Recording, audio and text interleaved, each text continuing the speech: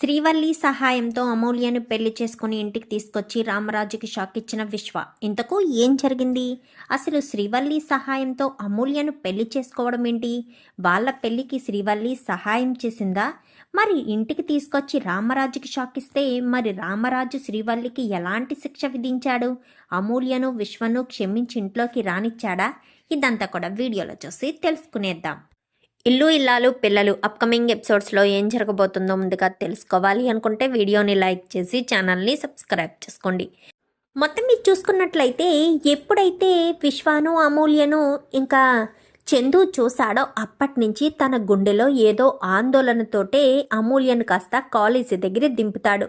ఒక రకంగా ఇవ్వకుండానే వార్నింగ్ ఇచ్చినట్టుగా అమూల్యకు విశ్వకు మధ్య ప్రేమాయణం నడుస్తుందన్న విషయాన్ని చెప్పకనే చెప్పినట్టుగా ఇంకా వార్నింగ్ ఇచ్చేసరికి ఒక్కసారిగా అమూల్య మొహం మాడిపోతుంది.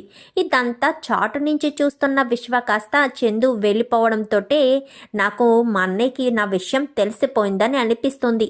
అందుకే మా అన్నయ్య ప్రేమ అది జోలికి వెళ్ళొద్దు, నాన్న పరువే ముఖ్యమంటూ మాట్లాడాడు. నాకు చాలా భయంగా ఉంది. మా నాన్నకు చెప్పేస్తాడు. మనిద్దరం ప్రేమించుకుంటున్నా అన్న విషయం ఖచ్చితంగా మా నాన్నకు తెలిసిపోతుంది అంటూ ఇంకా అమూల్య కంగారు పడుతూ ఉండగా, నువ్వేం టెన్షన్ పడకు, నేను అంతా తెలుసుకుంటాను కదా, నేనున్నాను కదా, నేను చూసుకుంటాను, నువ్వు ఏమీ మనసులో పెట్టుకోకుండా కాలేజీకి వెళ్ళు అని చెప్పి తనను పంపించి వెంటనే వాళ్ళకి ఫోన్ చేస్తాడు. ఓరి నా తాడి చెట్టు, నువ్వు మా ఆయనకి అనుమానం రావడం కాదు, మీ ఇద్దరూ పార్కులో పడి చట్టా పట్టాలు వేసుకుని తిరగడం మా ఆయన చూసేశాడు. మా ఆయన మా ఇంట్లో మా మామయ్యకి చెప్పకుండా ఉండడం కోసం ఏం చేయాలో అర్థం కాని పరిస్థితిలో నేనుంటే నువ్వేంట్రా అని చెప్పనేసరికి ఐ థింక్ ఆలస్యం చేయడానికి వీల్లేదు, అమూల్యను నేను పెళ్లి చేసుకుంటాను అని చెప్పనేసరికి ఏంటి ఏం మాట్లాడుతున్నావు? ఇప్పుడు ఈ సిచ్యువేషన్లో మా ఆయన ఇంట్లో చెప్పకుండా ఎలా దాచిపెట్టాలరా భగవంతుడా అని నేను కంగారు పడుతుంటే అమూల్యను పెళ్లి చేసుకుంటావా? అసలు నీకు బుద్ధుండే మాట్లాడుతున్నావా అని చెప్పాను. కానీ ఏ క్షణాన్నైనా సరే చందుగాడు ఇంట్లో చెప్పేసే అవకాశం ఉంది. అలా చెప్పేస్తే అమూల్యని ఇంకా ఇంట్లోంచి బయటికి పంపించరు. ఇంకా అమూల్య నేను ప్రేమించుకున్నా కానీ మా ఇద్దరి పెళ్ళి జరగదు. అందుకే అమూల్యను నువ్వే తీసుకురావాలి, మా ఇద్దరి పెళ్ళి దగ్గరుండి జరిపించాలి అనగానే ఏం మాట్లాడుతున్నావో తెలుస్తుందా అని చెప్పాను. కానీ నువ్వే పెళ్లి చేస్తావు అంటూ ఫోన్ పెట్టేస్తాడు. ఫోన్ పెట్టేసి వెంటనే ఇంకా భద్రావతి దగ్గరికి వెళ్తాడు. వెళ్ళేసరికి ఏంటి విశ్వ, ఏంటి హడావిడిగా ఏదో మాట్లాడాలని ఫోన్ చేసావు అనగానే చందుకు మా విషయం తెలిసిపోయిందా అత్త అని చెప్పనేసరికి ఏంట్రా ఏమంటున్నావు అనగానే అవును, చందుకు మా విషయం తెలిసిపోయిందని చెప్పాను. కానీ ఇది ఒకందుకు మంచిదే, మీ అన్నయ్య మన ప్రేమ విషయం బయట పెట్టేస్తాడు అని అమూల్యను కంగారు పెట్టి పెళ్లి చేసుకోవడానికి ఇది మంచి అవకాశం అనగానే మరి ఆ వల్లి సహాయం చేయను అంటుంది. అమూల్యేమో కంగారు పడుతుంది. ఆ వల్లి ధైర్యం చెప్పకపోతే అమూల్య అడుగు కూడా ముందుకు పడదు. ఏం చేయాలో అర్థం కావట్లేదు అని చెప్పనేసరికి అమూల్యను ఎలా తీసుకురాదో నేను చేస్తాను కదా అని చెప్పి పద మనం ఇప్పుడు అర్జెంటుగా ఒకళ్ళ దగ్గరికి వెళ్ళాలని ఇద్దరూ కలిసి ఇంకా భాగ్యం దగ్గరికి వెళ్తారు. ఏంటి భాగ్యం, నీ కూతురు మాకు సహాయం చేయనని చెప్తుంది అని చెప్పాను. కానీ ఎందుకు సహాయం చేయదమ్మా, ఖచ్చితంగా చేస్తుంది అని చెప్పనేసరికి చేయనంటే చెప్పు, ఈ ఒక్క సహాయం చేస్తే చాలు, ఇంకా 10 లక్షల విషయమూత రాదు, ఇంకా మీకు మాకు ఏ సంబంధం ఉండదు, 10 సార్లు మీ ఇంటికి వచ్చి మిమ్మల్ని అది చెయ్యండి ఇది చెయ్యండి లేక 10 లక్షలు ఇవ్వండి అంటూ బెదిరింపు కాల్స్ కూడా ఉండవు అని చెప్పనేసరికి ఏం చేయాలమ్మా అనగానే అమూల్యను పెళ్ళికి ఒప్పించి బయటకి తీసుకురావాలి అని చెప్పనేసరికి ఒక్కసారిగా షాక్ అయిపోతుంది. ఇంకా భాగ్యం అయితే ఏంటమ్మా ఏమంటున్నారు, అమూల్యను పెళ్ళికి ఒప్పించి బయటకి తీసుకురావాలా అని చెప్పాను. కానీ అవును, అమూల్య విశ్వ ప్రేమించుకుంటున్నారు. వాళ్ళ ఇంట్లో మీ అల్లుడికి నిజం తెలిసిపోయింది. మీ అల్లుడు ఏ క్షణాన్నైనా సరే రామరాజు గాడికి చెప్పేస్తాడు. అలా రామరాజు గాడికి చెప్తే అమూల్యని ఇంట్లోంచి బయటకి పంపించరు. ఇంకా మేము అనుకున్నది చెయ్యలేము. అందుకనే అమూల్యను పెళ్లికి ఒప్పించి వల్లియే బయటికి తీసుకురావాలి. ఈ ఒక్క హెల్ప్ చేస్తే చాలు, అంతకు మించిన ఏ సహాయం చేయనవసరం లేదు అని చెప్పనేసరికి వాళ్ళు ఆలోచిస్తూ ఉంటారు. ఆలోచిస్తూ ఉండగా విశ్వ అని చెప్పాను. కానీ అలాగే అత్త అని వెళ్ళి 5 లక్షల రూపాయలు తీసుకొచ్చి ఈ విశ్వకు అమూల్యకు పెళ్లి చేస్తే ఈ 5 లక్షలు ఇచ్చేస్తాను అని చెప్పనేసరికి ఏంటి 5 లక్షలే అని చెప్పనగానే అవును అనగానే వెంటనే ఏమండి ఆవిడ గారండి వెంటనే అమ్మాయికి ఫోన్ చేయండి అమ్మడికి ఫోన్ చేయండి అని చెప్పి మాట్లాడేసరికి వెంటనే ఫోన్ చేస్తుంది. చెప్పే అమ్మా అని చెప్పాను కానీ నువ్వు అర్జెంటుగా బయలుదేరి ఇంటికి రా అని చెప్పనేసరికి ఎందుకే అమ్మా ఇప్పుడు అని చెప్పనేసరికి ముందు రమ్మని చెప్పానా అని చెప్పాను కానీ నువ్వు 10 నిమిషాల్లో ఇంటి దగ్గర ఉండాలి అని చెప్పాను కానీ సరే ఇప్పుడే బయలుదేరుతున్నానని వాళ్ళది కాస్త బయలుదేరి చెప్పినట్టుగానే 10 నిమిషాల్లోనే బయలుదేరి ఇంటికి వచ్చేస్తుంది. ఇంటి దగ్గర వీళ్ళ కారు చూసి అనుకున్నా ఎప్పుడూ లేనిది ఈవిడ గారు 10 నిమిషాల్లో ఇంటికి రమ్మని చెప్పడంతోటే అనుమానం కలిగింది ఈవిడ ఖచ్చితంగా ఏదో చెయ్యడానికే రమ్మని చెప్పిందని అని చెప్పి లోపలికి వచ్చేసరికి ఇంకా వాళ్ళ చేతిలో డబ్బులు కనిపిస్తూ ఉంటాయి. ఏంటమ్మా అని చెప్పాను కానీ వీళ్ళు చెప్పే చివరి పని చెయ్యమ్మా 5 లక్షలు మనకే ఇచ్చేస్తారంట.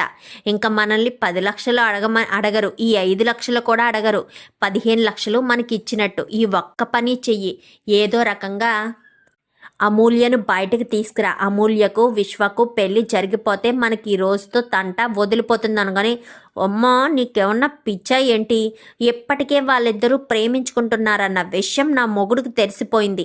ఆ విషయం బయట పడకుండా ఉండడం కోసం నేను ఇన్ని తంటాలు పడుతుంటే అమూల్యను నేను బయటకు తీసుకురావాలా, అమూల్యకు విశ్వకు దగ్గరుండి పెళ్లి చేయాలా, అలా చేస్తే నా కాపురం నిలబడుతుందా అని చెప్పనేసరికి ఏదో ఒకటి చెయ్యొచ్చు, 2 కుటుంబాలు ఒకటవ్వడం కోసం ఇదంతా చేస్తున్నామని వీళ్ళు అన్నారు కదా, అప్పుడు 2 కుటుంబాలు ఒకటైతే వాళ్ళిద్దరినీ కలిపిన బాధ్యత పెద్ద కొడలుగా నీ నెత్తి మీద పడినట్టుగా నువ్వే బాధ్యతగా తీసుకున్నట్టు రామరాజు అన్నయ్య ముందు నువ్వు గొప్పగా ఉంటావు కదా అని చెప్పనేసరికి మనం అనుకున్నట్టు అక్కడ ఏమీ లేదమ్మా అని చెప్పనేసరికి నువ్వన్నీ అలాగే భయపడిపోతావమ్మడు, నేను ధైర్యం చెప్పిన తర్వాతే కదా నువ్వు అన్నింటికి ముందు కడుగు వేస్తున్నావు, అందుకే నా మాట కాదనకుండా అమూల్యను పెళ్లికి ఒప్పించు, అమూల్యను పెళ్లికి ఒప్పించి ఇంట్లోంచి బయటకు తీసుకొచ్చి విశ్వతో పెళ్లి చెయ్యి అని చెప్పనేసరికి నాకెందుకో భయంగా ఉందమ్మా అని చెప్పాను కానీ ఏం కాదు, ఏం కంగారు పడకు, ముందు నువ్వు ఇంటికి వెళ్ళు, అమూల్యను ఒప్పించు అని చెప్పి ధైర్యం చెప్పి ఇంటికి పంపిస్తుంది. ఇంటికి పంపించేసరికి అమూల్య గదిలో కూర్చుని ఏం చేయాలో అర్థం కాని పరిస్థితిలో ఉంటుంది. ఏంటమూల్య మీ అన్నయ్య నిన్ను కాలేజీ దగ్గర డ్రాప్ చేసినప్పుడు ప్రేమ ఏది వద్దు అని చెప్పి వార్నింగ్ ఇచ్చారంట కదా అని చెప్పాను కానీ నీకెలా తెలుసు వదినా అని చెప్పనేసరికి నాకు విశ్వ అంతా చెప్పాడు, నువ్వు దేని గురించి ఆలోచిస్తున్నావు, నువ్వు మనస్ఫూర్తిగా విశ్వాన్ని ప్రేమిస్తున్నావా అని చెప్పాను కానీ అదేంటి వదిన అలా అంటున్నావు, విశ్వాను నేను ప్రేమిస్తున్నాను, విశ్వ నేను పెళ్లి చేసుకుందాం అనుకున్నాము కానీ ఇప్పుడు నా అన్నయ్య ఎలా అంటున్నాడు, నాకు చాలా భయంగా ఉంది, విశ్వాన్ని పెళ్లి చేసుకుంటే నిజంగా 2 కుటుంబాలు ఒకటవుతాయా అని చెప్పాను కానీ ఆ విషయమే నీకు చెప్పడానికి వచ్చాను.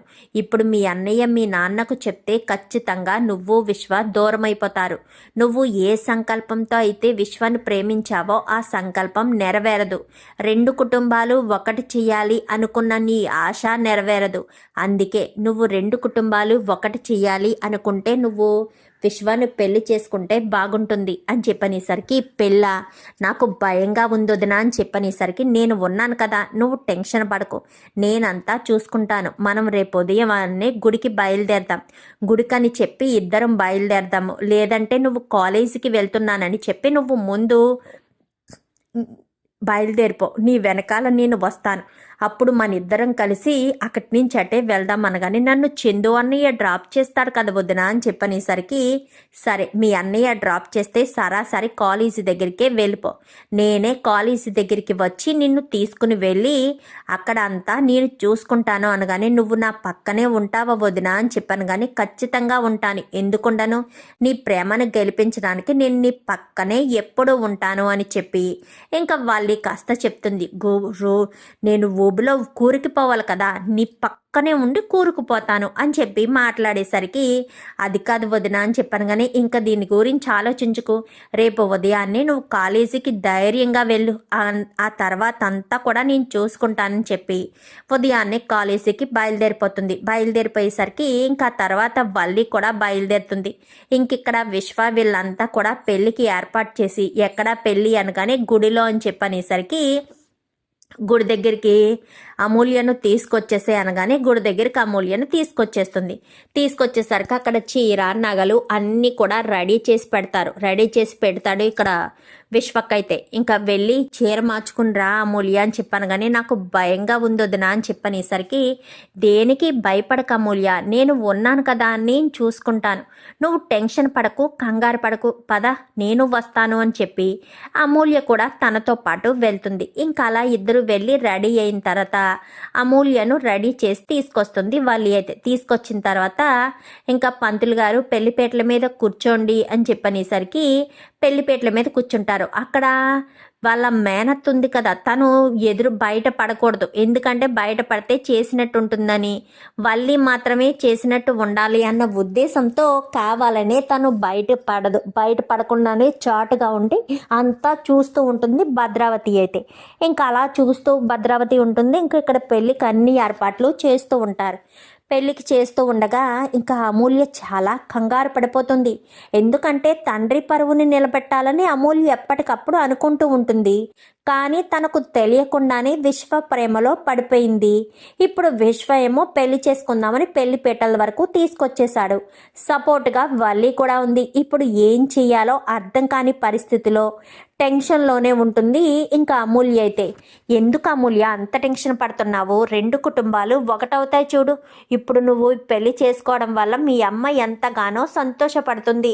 నా భర్త ఎవరూ కూడా చేయలేని పని నా కూతురు చేసింది, నా చిన్న కూతురు నా పుట్టింటికి దగ్గర చేసింది అని అంటుంది చూడు అంటూ మాట్లాడేసరికి, నిజంగా అలాగే అంటుందా విశ్వ అని చెప్పాను. కానీ ఖచ్చితంగా అంటారు చూడు, నువ్వు రెండు కుటుంబాలని ఒకటి చేస్తావు, నేను రెండు కుటుంబాలతో మాట్లాడడానికి అవకాశం నాకు ఉంటుంది, అందుకే నిన్ను ప్రేమించాను. ఎన్ని రోజులని రెండు కుటుంబాల మధ్య శత్రుత్వం ఉంటుంది? పైగా నాకు మా చెల్లెలంటే చాలా ఇష్టం. మా చెల్లెల్నితో చూడకుండా, మా చెల్లెలతో మాట్లాడకుండా నేను ఉండలేను. దాన్ని చూసినా దాన్ని మనస్ఫూర్తిగా మాట్లాడలేను. అందుకనే నా చెల్లెల కోసమైనా రెండు కుటుంబాలు ఒకటి చెయ్యాలి అన్న ఉద్దేశము, ఆ సంకల్పమే నాకు ఉంది అంటూ ఇంకా విశ్వ ఏదో కహానీ చెప్పేసరికి అదంతా పిచ్చి మొహంలా నమ్మేస్తుంది అమూల్య అయితే. ఇంకా పంతులు గారు ఆలస్యం ఎందుకు అనగానే బెల్లం జీలకర్ర పెట్టించి తాళి కట్టించండి అంటూ చెప్పేసరికి సరేనమ్మా అంటూ బెల్లం జీలకర్ర పెట్టించి ఇంకా అమూల్య మెడలో తాళి కట్టించేస్తారు. ఇద్దరు దండలు మార్చుకుంటారు. దండలు మార్చుకునేసరికి వదిన రా అని చెప్పి ఇంకా కారులో ముగ్గురు వచ్చేసరికి ఇంకా నా జీవితం నాశనం అయిపోయింది, నన్ను మెడబట్టుకుని బయటకు గెంటేయడం ఖాయం, ఇంకా నేను ఉండను, నేను బ్రతికుండలేను, నన్ను ఇంట్లో ఉండనివ్వరు అంటూ ఇంకా ముగ్గురు కారులో వస్తారు. కారులో వచ్చేసరికి కారు ఆగుతుంది ఇద్దరి ఇళ్ళంట. అప్పుడే రామరాజు మిల్లుకి వెళ్ళడం కోసమని బయలుదేరతాడు. కారు ఆగేసరికి కారులోంచి వల్లి దిగుతుంది. వల్లి దిగడంతో ఇదేంటి వల్లి కారులో వచ్చింది అనుకుంటూ ఉండగానే ఒక పక్క నుంచి విశ్వ, ఆ పక్క నుంచే అమూల్య ఇద్దరు కూడా దిగి ఇంకా రామరాజు ఇంటి ముందు వెనకాల అమూల్య ముందుంటుంది, అమూల్య వెనకాల విశ్వ ఉంటాడు, విశ్వ వెనకాల వల్లి నిలబడి ఉంటుంది. ఒక్కసారిగా రామరాజు షాక్ అయిపోయి చూస్తూ ఉండిపోతాడు. అమూల్య విశ్వగాడిని పెళ్లి చేసుకుందేంటి అనుకుంటూ అలా నిలబడిపోతాడు. ఈలోపు ఇంట్లో వాళ్ళంతా కూడా బయటికి వస్తారు. బయటికి వచ్చి చూసేసరికి చందు అలా చూసి స్టన్ అయిపోతాడు. నేను నాన్నకు చెప్తాను అంటే వద్దని చెప్పిన వల్లి అమూల్యకు విశ్వకు పెళ్లి చేసి మరీ తీసుకొచ్చిందేంటి అనుకుంటూ చందు కాస్త నాన్న అని చెప్పనేసరికి ఇంకా రామరాజు అక్కడ ఒక స్తంభం ఉంటే స్తంభానికి జారబడిపోతాడు. ఇంకా అలాగే నాన్న అనుకుంటూ ముగ్గురు కొడుకులు పట్టుకుంటారు. నాన్న అంటూ అమూల్య 2 అడుగులు ముందుకేసేసరికి విశ్వ కదలకుండా ఉండడంతో కొంగుముడు ఆపేస్తుంది. ఇటు పక్క నుంచి సేనాపతి భద్రావతి వీళ్ళంతా ఇంట్లోంచి బయటికి వస్తారు. అందరూ అలా చూస్తూ ఉండిపోతారు. ఇంకా రామరాజు కుప్పకూలిపోతాడు. ఏం చేసావో అర్థమవుతుందా అమూల్య? పోయి పోయి వీడిని పెళ్లి చేసుకున్నావేంటి? ఏంటి వల్లి, నువ్వే దగ్గరుండి పెళ్లి చేసావా ఏంటి? అమూల్య వీడిని ప్రేమిస్తుంది అని నేను పార్కులో చూసినప్పుడే నాన్నకు చెప్తాను అంటే నువ్వు నన్ను భయపెట్టావు. నాన్న ప్రాణాలు తీసుకుంటారు, అమూల్య ప్రాణాలు తీసుకుంటుంది అంటూ భయపెట్టుకుని వచ్చావు కదా. మరి ఇప్పుడు వీళ్ళ పెళ్ళి నువ్వే దగ్గరుండి చేసావా అనగానే అది అది అది కాదు బా, అది కాదు బా అని చెప్పాను. కానీ చీ నోర్మి అంటూ చెంప పగలగొడతాడు. ఏంటి అమూల్య, ఏంటిదంతా? విశ్వాన్ని పెళ్లి చేసుకుని రావడం ఏంటి? ఆ కుటుంబానికి ఈ కుటుంబానికి తీరని శత్రుత్వం ఉందని తెలుసు కదా అమూల్య. మరి తెలిసి ఎలా ఆ కుటుంబంలోని వ్యక్తిని పెళ్లి చేసుకున్నావు? ఇప్పటికే వాళ్ళు నన్ను ఎన్ని రకాలుగా అవమానించాలో అన్ని రకాలుగా అవమానిస్తున్నారు. మళ్ళీ నాకు నీతో అవమానాలు మొదలయ్యాయా? అసలేంటి అమూల్య, అసలు ఏం ఆలోచిస్తున్నావు? నీకు నిన్ననే చెప్పాను కదా అమూల్య, ప్రేమలు అలాంటివేమీ వద్దు. నాన్న పరువుకి చాలా విలువనిస్తారు. ప్రతి క్షణం పరువు కోసమే ఆరాటపడతారు. తల దించుకుని వెళ్ళి తల దించుకుని రావాలి అని చెప్పాను కదా. మరి నిన్న చెప్పాను, ఈరోజు నువ్వు పెళ్లి చేసుకుని వచ్చావేంటి అమూల్య? నాకు ముందు నుంచి మీ ఇద్దరి మీద అనుమానం కలిగింది. అప్పుడే నాన్నకు చెప్తానంటే ఇదే అంటూ మళ్ళీ చెంప పగలగొడతాడు. అది కాదు బా అని చెప్పనేసరికి చీ నోర్మి, నువ్వు ఇంటి పెద్ద కొడలవా? ఇంటి బాధ్యతలు చూసుకునేదానివా? అసలు నువ్వు మనిషివేనా? నా చెల్లెలి జీవితాన్ని వాడి చేతిలో పెట్టి నాశనం చేస్తావా? ఈడు ఎంత ఎదవో నీకేం తెలిసే? అసలు వీళ్ళిద్దరూ ప్రేమించుకుంటున్నారన్న విషయం నీకు చెప్పడం నాది బుద్ధి పొరపాటు. నేను ఆ రోజు రాత్రే నాన్నకు చెప్పేవలసింది. ఎక్కడ మా నాన్నకు చెప్పేస్తానన్న భయంతోనే కదా నువ్వు పడిపోయినట్టు నాటకమాడావు. చెప్పకుండా నా నోరు మూయించేశావు. పోనీ అమూల్య అయినా నా మాట వింటుందనుకున్నాను. ఆ వాడి మాయలో పడిపోయి వాడిని పెళ్లి చేసుకుని వచ్చింది. నీ భవిష్యత్తు ఎలా ఉంటుందో నాన్న ఎన్నో ఆశలు పెట్టుకున్నాడమ్మా నీ గురించి. నేను నీకు అదే చెప్పుకుంటూ వచ్చాను కదా. నాన్న నీ మీద ఎన్నో ఆశలతో ఉన్నారు. నువ్వు ఎట్టి పరిస్థితుల్లోనూ తప్పటడుగు వెయ్యొద్దు అని చెప్పి, అయినా నా మాట వినిపించుకోకుండా పిచ్చి వేషాలు వేసి ఇప్పుడు ఇంతవరకు తీసుకొచ్చావు. ఏంటమూల్య, ఏంటిదంతా? అసలు నువ్వు ఏం చేస్తున్నావో నీకైనా అర్థమవుతుందా? అసలు నాకేమీ తెలియడం లేదు అమూల్య. ఏంటో ఇదంతా ఏంటో నాకేం అర్థం కావట్లేదు అనగాని, అది కాదన్నయ్య, 2 కుటుంబాలు అని చెప్పాను. కానీ 2 కుటుంబాలా? ఏంటి 2 కుటుంబాలు? 2 కుటుంబాలు ఒకటవుతాయి అనుకుంటున్నావా నీ పెళ్లితోటి? అలా అనుకుని భ్రమపడి పెళ్లి చేసుకున్నావా ఏంటి? 2 కుటుంబాలు ఒకటవ్వడం కాదు, ఎప్పటికీ ఒకటయ్యే ప్రసక్తే లేదు. ఎందుకంటే 2 కుటుంబాల మధ్య అగ్గి వేస్తే నిప్పులా మండుతుంది కాబట్టి. మరి అలాంటిటప్పుడు 2 కుటుంబాలు ఒకటవుతాయని ఏ రకంగా అనుకున్నావా అమూల్య? అసలు నువ్వు ఏ రకంగా ఆలోచించావో నాకు అర్థం కావట్లేదు అని చెప్పాను. కానీ లేదన్నయ్య, 2 కుటుంబాలు ఒకటవుతాయి అన్న ఉద్దేశంతోనే నేను ఈ పెళ్లి చేసుకోవడానికి సిద్ధపడ్డాను. మరి 2 కుటుంబాలు ఒకటవ్వవు అని అంటావేంటి అనగానే, అసలు నీకు బుద్ధుండి ఆలోచన శక్తితోనే మాట్లాడుతున్నావా అమూల్య?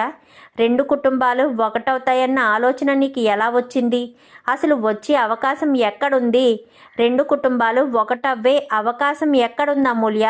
నీకు బుద్ధి జ్ఞానం లేకుండా ఏ రకంగా ఆలోచించిన ఇదంతా చేశావో నాకైతే అర్థం కావట్లేదు అని చెప్పనేసరికి, అది కాదన్నయ్య, ఎప్పటి నుంచో అమ్మ పుట్టింటికి దూరమైంది. అమ్మ కూడా వాళ్ళ పుట్టింటి వాళ్ళతో కలవాలని కోరుకుంటుంది కదా. తన తల్లికి వాళ్ళకి దగ్గర అవ్వాలని కోరుకుంటుంది కదా అని చెప్పనేసరికి, నేను దగ్గర అవ్వాలని కోరుకుంటే నువ్వెందుకే ఇదంతా చేశావు అంటూ మాట్లాడేసరికి, అది కాదమ్మా, నువ్వు ఆ కుటుంబానికి దగ్గర అవుతావని, నువ్వు సంతోషంగా ఉండాలి అన్న ఉద్దేశంతోనే నేను ఇదంతా చేశాను.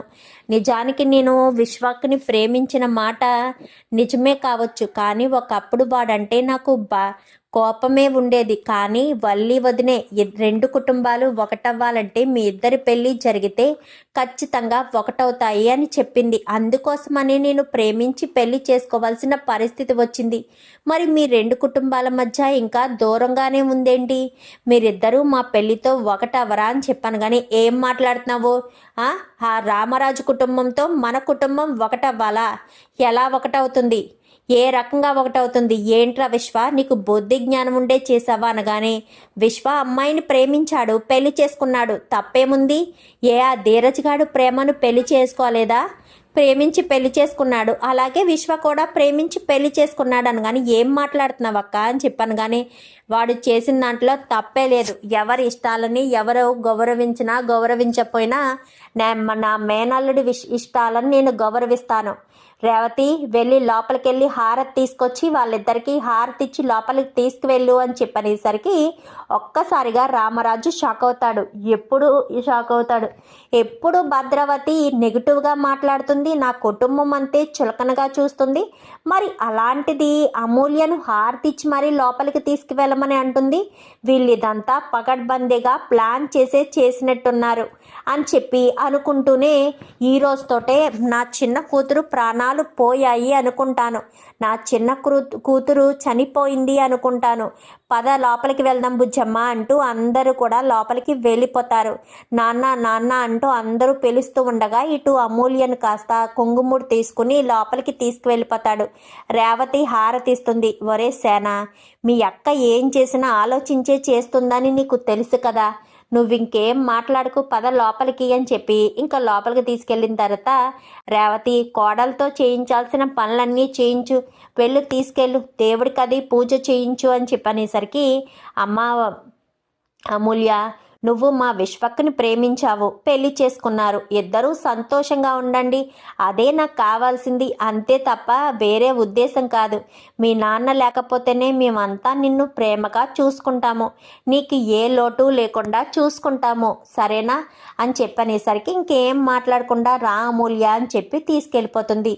ఏంట్రా సేన, ఎందుకు, మేమంతా ప్లాన్ చేసాము. ఆ రామరాజుగాడు జుట్టు మన చేతిలో ఉండాలి అంటే వాడి కూతురు మన ఇంట్లో కోడలుగా ఉండాలి. అందుకే విశ్వక్తో ప్లాన్ చేసి ట్రాప్ చేయించే దాన్ని ప్రేమించినట్టు నాటకమాడి దాన్ని పెళ్లి చేసుకుని ఇంటికి తీసుకొచ్చేటట్టు చేశాను అంటూ భద్రావతి చెప్పేసరికి అయినా పోయి ఆ రామరాజుగాడు కూతురు మన ఇంటి కోడలేంటక్క, వాడి స్థాయి ఏంటి మన స్థాయి ఏంటి అని చెప్పాను. కానీ తప్పదు, కొన్నిసార్లు స్థాయి గురించి ఆలోచిస్తే మన పగ ఎలా తీరుతుంది సేన. అందుకే మన పగ రామరాజు మీద పగ తీర్చుకోవాలి అంటే వాడి కూతురు మన ఇంట్లో ఉండాలి. ఇప్పుడు మన ఇంట్లో స్విచ్ చేస్తే వాడింట్లో బల్బు వెలిగినట్టుగా రేపటి నుంచి దీనికి నరకం కనబడితే వాడక్కడ కన్నీళ్లు పెట్టుకోవాలి. అదే అందుకే ప్లాన్ చేసి మరీ ఇదంతా చేశాము అంటూ మాట్లాడేసరికి ఏంట్రా ఏం మాట్లాడుతున్నారు, ఒక ఆడపిల్ల జీవితాన్ని నాశనం చేసి ఒక ఆడపిల్ల చేత కన్నీళ్లు పెట్టేస్తే మన కుటుంబానికి అది కలిసి వస్తుంది అనుకుంటున్నావా భద్ర అని చెప్పి వాళ్ళ తల్లి మాట్లాడేసరికి నువ్వేం మాట్లాడకమ్మా, నువ్వు సైలెంట్గా ఉండు, నీ మనవరాలు కదా అని ప్రేమ చూపించావంటే మాత్రం ఊరుకునేది లేదు, అర్థమవుతుందా అని చెప్పాను. కానీ పోయి ఒక ఆడపిల్ల చేత కన్నీళ్లు పెట్టేస్తే ఇంకా మన కుటుంబం బాధపడుతూ ఉంటుంది. ఎప్పటికే ఇంటిలోంచి 2 ఆడపిల్లలు వెళ్ళిపోయారు, ఇప్పుడు 3వ ఆడపిల్లని ఇక్కడికి తీసుకొచ్చి మరీ కన్నీళ్లు పెట్టించి మన పతనం మనమే ఏరుకోరి చేసుకున్నట్టు అవుతుంది. 2 కుటుంబాలు ఒకటైతే ఏ ఇబ్బంది ఉండదు, ఇంకా అందరికీ పెళ్ళిళ్ళు అయిపోయాయి, ఇటు నుంచి అటు అటు నుంచి ఇటు పెళ్ళిళ్ళు జరిగిపోయాయి, ఇంకా ఎవరున్నారు, అంతా సంతోషంగా ఒకటైపోతే 2 కుటుంబాలు కలిసి పండగ చేసుకోవచ్చు కదా భద్ర, ఎందుకు ఈ పగలు ప్రతీకారాలు అని చెప్పాను. కానీ ఏంటమ్మా, నీకు ఆ రామరాజు గారిని అల్లుడిగా చేసుకుని ఇంట్లోకి తీసుకొచ్చి గౌరవ మర్యాదలు చేయాలని అనిపిస్తుందా? నాన్న చచ్చిపోయాడు, అది నువ్వు మర్చిపోయావా? నీ పెద్ద కూతురు పెళ్ళి పెటాకులు లేకుండా ఇంట్లో పడి ఉంది, అది మర్చిపోయావా? తన సుఖం మాత్రమే చూసుకుని నా చెల్లెలు వెళ్ళిపోయింది, నాకు మేనకోడల్ని ట్రాప్ చేసి ఆ ధీరజ్ గాడు పెళ్లి చేసుకున్నాడు, ఇప్పుడు వాళ్ళు సంతోషంగా ఉన్నారు కదా భద్ర అని చెప్పాను. కానీ ఇక మీదట వాళ్ళు సంతోషంగా ఉండలేరమ్మా, ఉండనివ్వము. ఎలా ఉండనిస్తాము? మాకెలా నిద్రలేని రాత్రులు మేమెంతలా క్షోభ అనుభవించామో వాళ్ళు ఇక మీదట వాళ్ళు అనుభవిస్తారు. ఇప్పటి వరకు వాళ్ళ కుటుంబం అంతా సంతోషంగా ఉంది కదా, ఇక మీదట సంతోషమే ఉండదు, ప్రశాంతంగా నిద్ర ఉండదు, నిప్పులు ఉండవు, ఏమీ ఉండదు, కంటి నిండా నిద్ర ఉండదు, కడుపు నిండా తిండి ఉండదు. ఇక మీదట కూతురు ఇక్కడ ఏం బాధలు పడిపోతుందో ఏమైపోతుందో అని టెన్షన్తో రామరాజు కుటుంబం అంతా గిలగిల కొట్టుకుంటారు అని చెప్పి ఇంకా భద్రావతి కాస్త అంటుంది. ఇటు ఆ కుటుంబానికి వెళ్ళక ఇటు ఈ కుటుంబానికి వెళ్ళక వల్లి కాస్త గేట్ తీసేసరికి గేట్ లోపలికి కూడా రానివ్వకుండా వల్లి బట్టలన్నీ బయటికే విసిరేసి చందు వెళ్ళిపోయి ఇక్కడి నుంచి, ఒక్క క్షణం కూడా నా ఇంటి ముందు ఉండడానికి వీల్లేదు, ఈ రోజుతో నీకు నాకు బంధం తెగిపోయింది అంటూ చందు కాస్త వల్లిని బయటకు గెంటేస్తాడు. చూద్దాం మరి రాబోయే ఎపిసోడ్స్లో ఈ రకంగానే జరగాలని మీరు కూడా కోరుకుంటే వీడియో నచ్చితే లైక్ చేసి ఛానల్ని సబ్స్క్రైబ్ చేసుకోండి. Thank you for watching.